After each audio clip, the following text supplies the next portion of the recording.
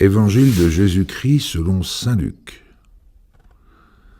Comme une grande foule se rassemblait et que de chaque ville on venait vers Jésus, il dit dans une parabole.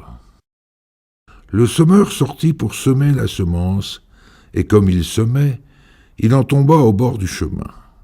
Les passants la piétinèrent, et les oiseaux du ciel mangèrent tout.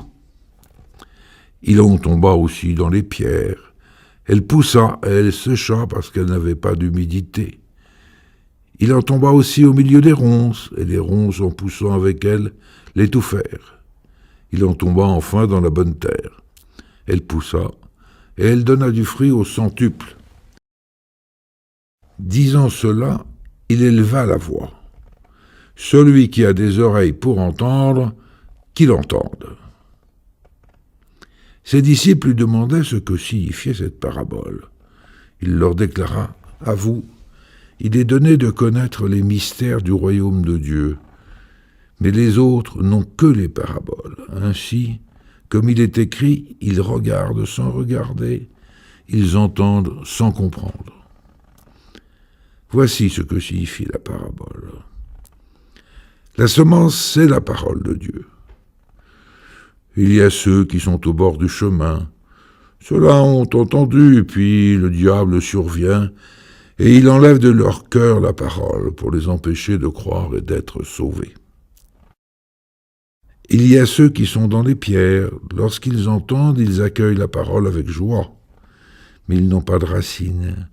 Ils croient pour un moment, et au moment de l'épreuve, ils abandonnent.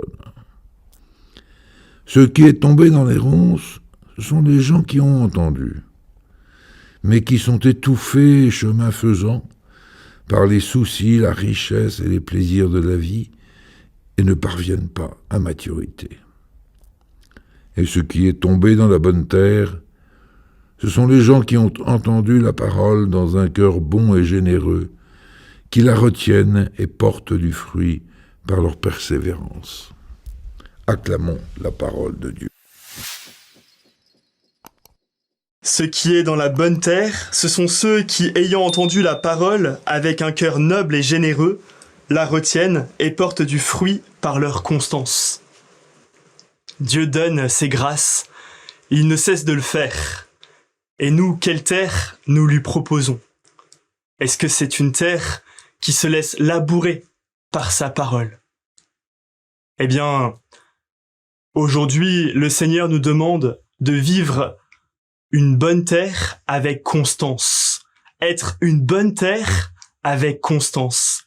Demeurer dans la vertu, demeurer dans le progrès, demeurer dans la grâce de Dieu afin de la recevoir. Chers amis, soyons cette bonne terre, soyons ce bon jardinier, ces bons jardiniers qui font que la terre est bonne afin de recevoir la grâce de Dieu. À toujours.